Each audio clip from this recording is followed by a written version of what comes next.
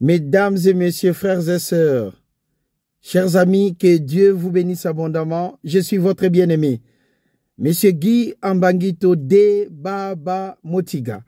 Bienvenue à la conférence Une heure pour Dieu, la croyance authentique. Nous allons rendre disponible aujourd'hui un nouvel enseignement qui s'intitule La préparation, qui n'est rien d'autre. Comment recevoir quoi que ce soit chez Dieu. La préparation qui est tout simplement une organisation, un arrangement ayant pour effet de préparer. On se prépare pour recevoir quoi que ce soit de Dieu. Encore une fois, bienvenue à la conférence Une heure pour Dieu, la croyance authentique. Habakkuk 2, les versets 3 et 4. 2, les versets 3 et 4. Verset 2, je commence.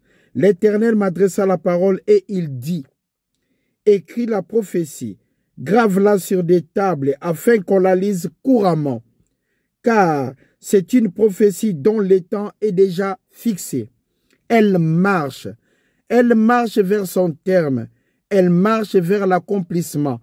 C'est une prophétie dont le temps est déjà fixé.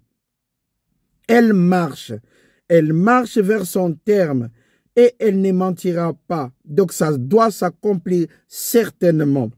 Si elle tarde, quoi, la prophétie, en tant que croyant, en tant que fils de Dieu, qui est convaincu de la parole de Dieu de Genèse 1.1 en Apocalypse 22.21, si elle tarde, la prophétie, attends-la, car elle s'accomplira. Elle s'accomplira certainement. Il n'y a pas de doute avec Dieu. Voici son âme s'est enflée.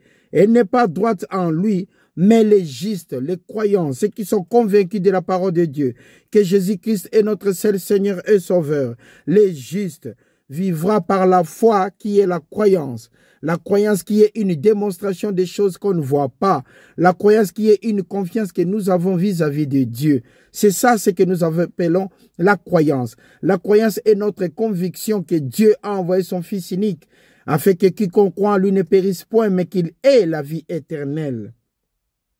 La croyance est notre conviction que Dieu avait envoyé Abraham sans outils, mais il lui dit, quitte ton pays, quitte ta patrie, rends-toi là où je vais t'envoyer. La croyance est la conviction de la parole de Dieu de Genèse 1.1, en Apocalypse 22.21, que nous sommes convaincus que la prophétie s'accomplira. Mais le thème de notre enseignement est la préparation. Pour recevoir quoi que ce soit dans la vie, vous devez vous préparer. Même l'avion A380, A380 qui a été fabriqué en Europe, l'aéroport devait être préparé pour l'atterrissage de cet avion parce que c'était tout simplement énorme. Si vous demandez à Dieu le mariage, vous devez vous préparer à vivre votre mariage. Si vous demandez à Dieu le travail, vous devez être courageux de vous réveiller tôt pour avoir votre travail et garder votre poste. Quoi que ce soit, vous demandez à Dieu, vous devez vous préparer en conséquence. Le thème de notre enseignement est tout simplement la préparation. La préparation de quoi? La préparation de la prophétie de Dieu qui s'accomplira. Qui s'accomplira comment? Certainement. Dieu a dit, tout est possible à celui qui croit. Je souhaite que tu prospères à tous égards et sois en bonne santé, qu'on prospère l'état de ton âme. Dieu a dit dans sa parole qu'il souhaite que tu prospères à tous égards. Donc c'est déjà rendu disponible. Et Dieu a dit que la prophétie ne mentira pas. Elle s'accomplira certainement. Mais nous, en tant que des enfants de Dieu qui croyons à la réalité de la parole, ainsi que toutes les promesses établies, nous devons nous préparer. On doit comprendre que 1000 tombent à gauche, 10 000 à notre droite, nous ne serons jamais atteints, mais on doit se préparer pour recevoir quoi que ce soit de Dieu. On doit se préparer. On doit se préparer en conséquence. Ici en Europe, quand vous avez votre voiture, vous devez vous préparer à payer les parkings. Si vous voulez avoir une voiture ici en Europe, vous devez vous préparer de payer le parking. Même si vous construisez votre propre maison, mais dans la villa, il y a toujours une place de parc. C'est comme ça, c'est une réalité. Même si vous n'avez pas de voiture, mais un jour, votre fils en aura. Donc, il faut qu'il y ait une place de parc dans la maison. On se prépare toujours pour notre besoin de ce que nous croyons recevoir de Dieu. Si vous êtes un chômeur, vous n'avez pas de travail. Vous croyez Dieu que vous aurez du travail. Vous devez vous préparer en conséquence. Savoir se lever tôt et travailler toujours avec joie et simplicité de cœur. Le thème de notre enseignement est tout simplement la préparation. Nous nous préparons pourquoi? Pour recevoir la prophétie de Dieu qui est certaine. Dieu a dit dans sa parole, ça s'accomplira certainement. Les livres de Luc. Les livres de Luc, que Dieu vous bénisse. Chapitre 14, le verset 28. La préparation est le thème de notre enseignement. Le verset 28. Car lesquels de vous, en tant que des croyants, lesquels de vous, en tant que des gens qui aiment Dieu ainsi que sa parole, lesquels de vous, s'il veut bâtir une tour, qui est son besoin, qui veut bâtir une villa, qui est son besoin, lesquels d'entre vous, s'il veut bâtir, s'il veut accomplir un projet, il est censé d'abord pour calculer la dépense et voir s'il a de quoi la terminer. C'est dû à la préparation. Si vous voulez devenir coureur, vous devez vous préparer tous les jours de votre vie pour avoir de souffle, de l'endurance pour courir. Si vous croyez Dieu pour le mariage, vous devez vous préparer tous les jours, comprendre que c'est le croisement des cultures. Si vous croyez pour un travail, vous devez vous préparer en conséquence, parce que la prophétie de Dieu ne mentira pas, elle s'accomplira certainement, mais vous devez vous préparer pour recevoir quoi que ce soit de Dieu.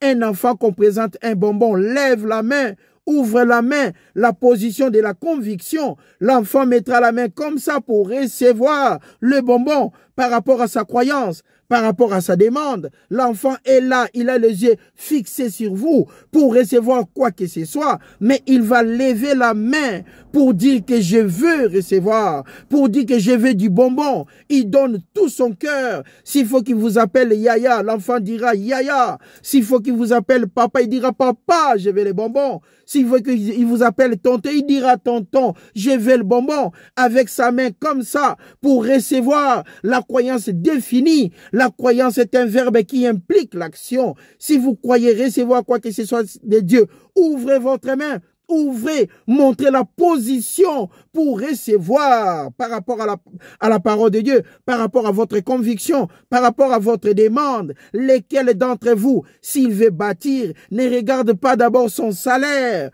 pour être convaincu que je vais achever ma maison. Ici, Jésus-Christ les a expliqués. Calculer la dépense et de voir s'il a de quoi la terminer. S'il a de quoi terminer quoi? La maison, tout simplement.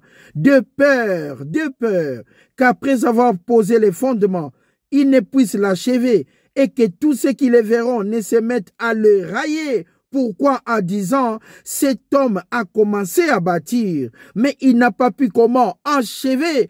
Il n'a pas pu achever par manque de préparation, tout simplement. Si vous partez dans une société, vous êtes engagé, la première des choses dans l'entreprise, c'est de préparer. Parce que vous êtes un nouveau engagé. Vous êtes là en tant que nouveau.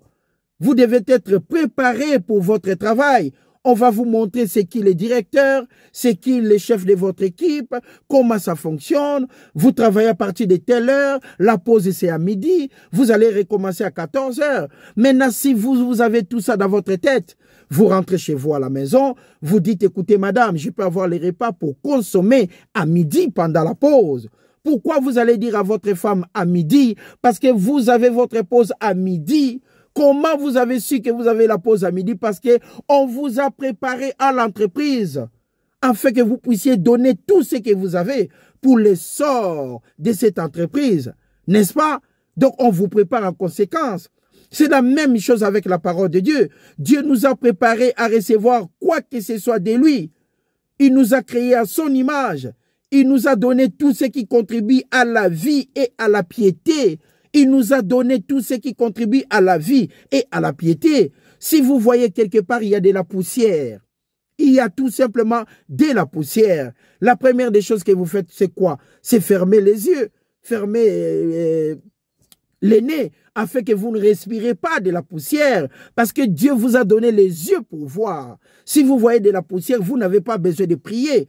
Vous n'avez pas besoin de prier pour fuir là où il y a de la poussière. Parce que Dieu vous a déjà donné les yeux qui contribuent à la vision. qui contribue à la préparation de prévenir. La meilleure croyance est la préparation ainsi que la prévention. Si nous croyons propre, si nous croyons vrai, nous devons nous préparer en conséquence. Vous devez devenir des commerçants, par exemple. Vous croyez Dieu pour commencer à être commerçant. La première des choses que vous devez apprendre, c'est quoi? De vous organiser, d'acheter les marchandises tôt peut-être le matin, et puis le lendemain quand vous vendez, diviser en 3. L'autre partie, c'est pour économiser. L'autre partie, c'est pour payer des frais de tout ce que vous avez dans votre maison, dans votre boutique, concernant l'électricité et autres.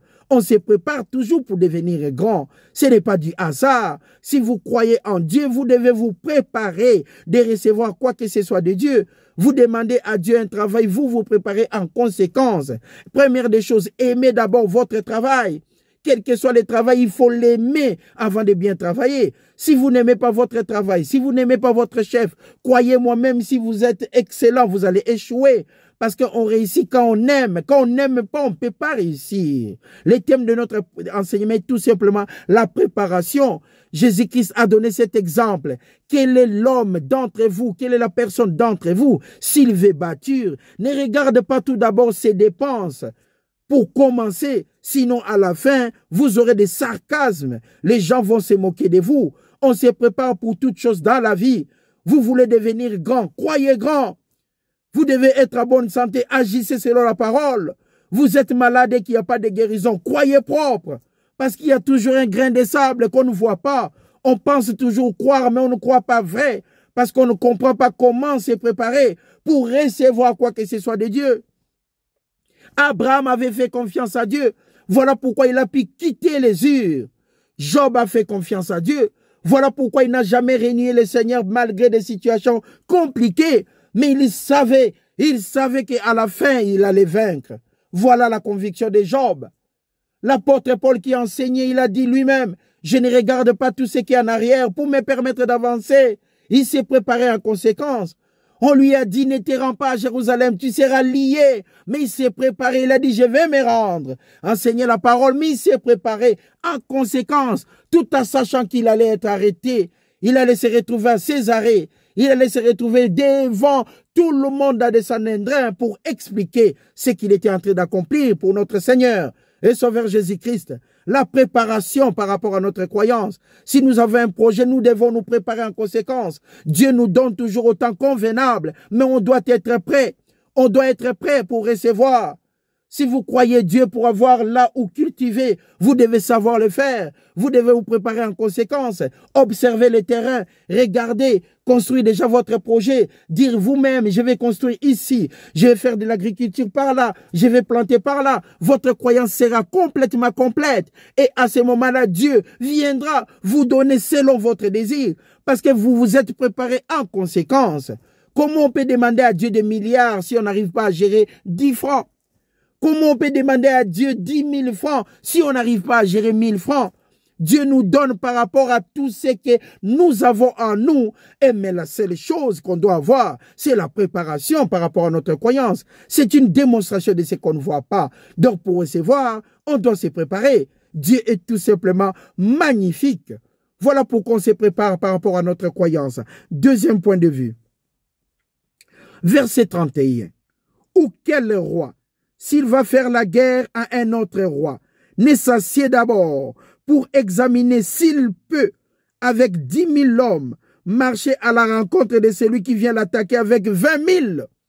Si un roi pense gagner un combat, mais il doit d'abord s'asseoir, comprendre il a combien de soldats par rapport à l'autre. Si vous avez 10 000, à quoi bon d'attaquer l'autre roi qui en dispose de 20 000?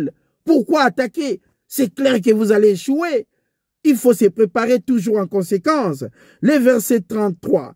Ainsi donc, quiconque, verset 32 d'abord, s'il ne peut, tandis que cet autre roi est encore loin, savoir prévenir.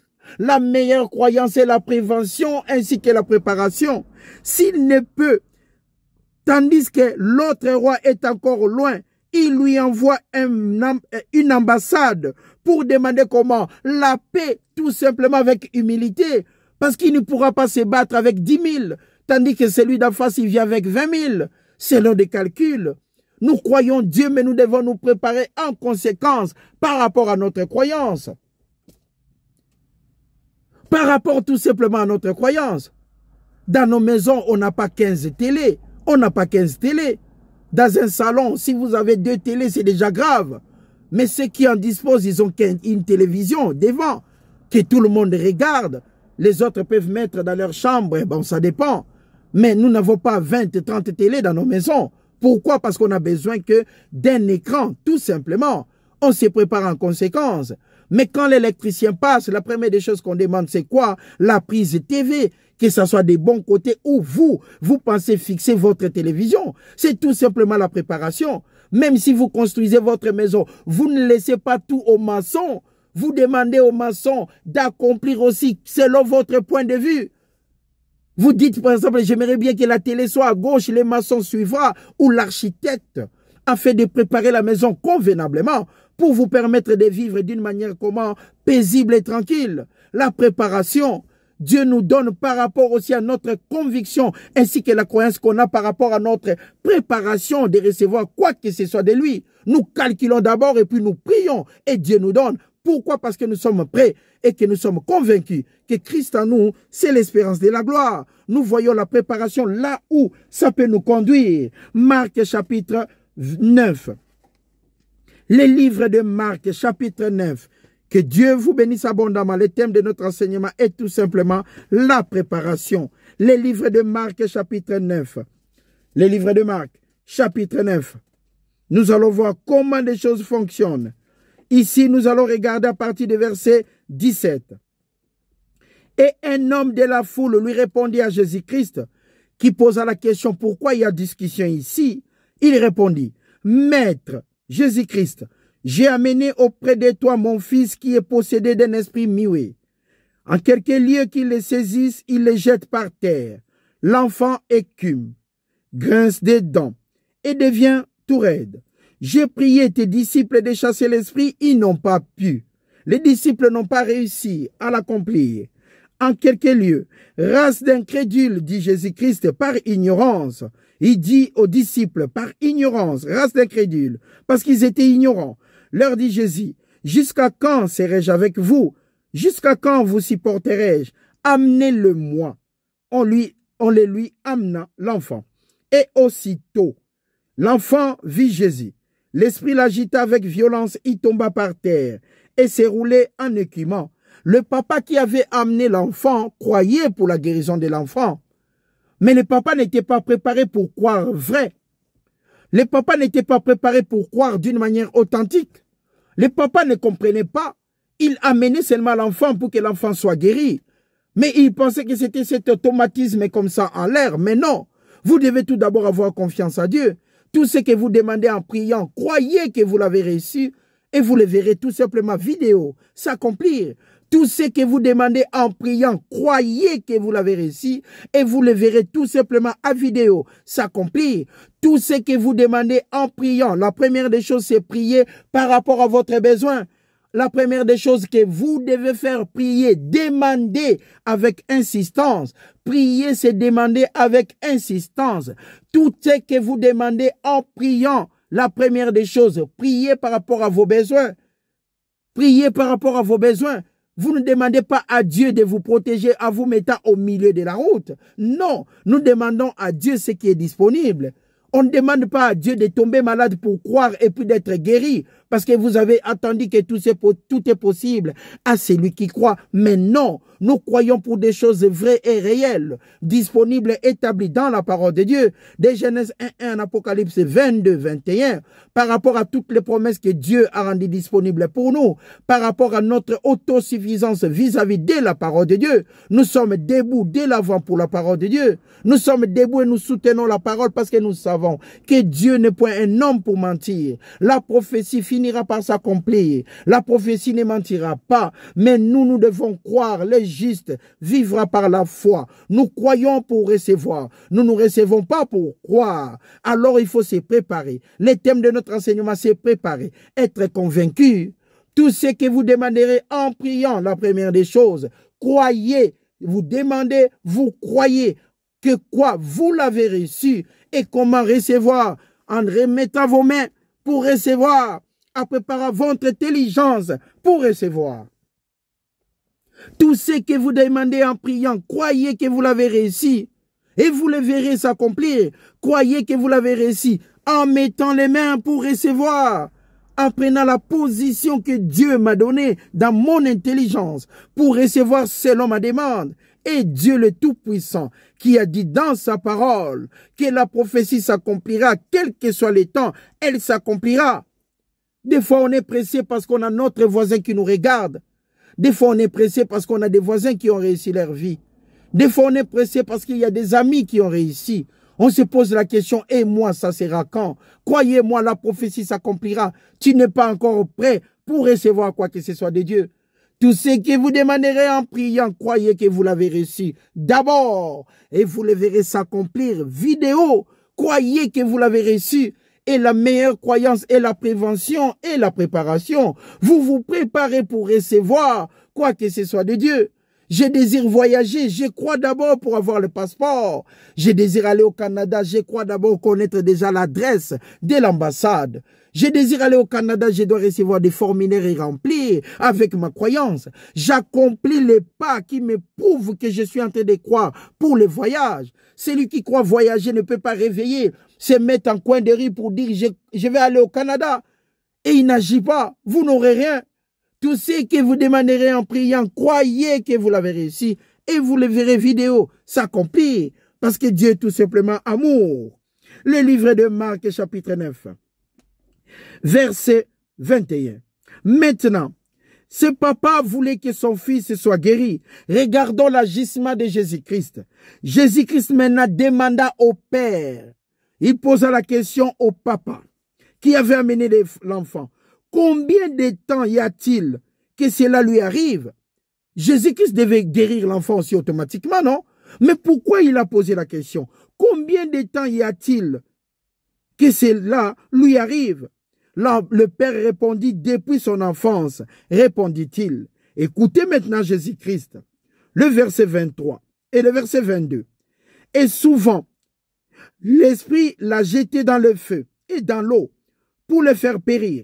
Maintenant, papa demande, mais si tu peux, Jésus-Christ le Seigneur, le papa demande, mais si tu peux, si seulement si, tu peux, Seigneur, quelque chose, viens à notre secours et puis aie compassion de nous.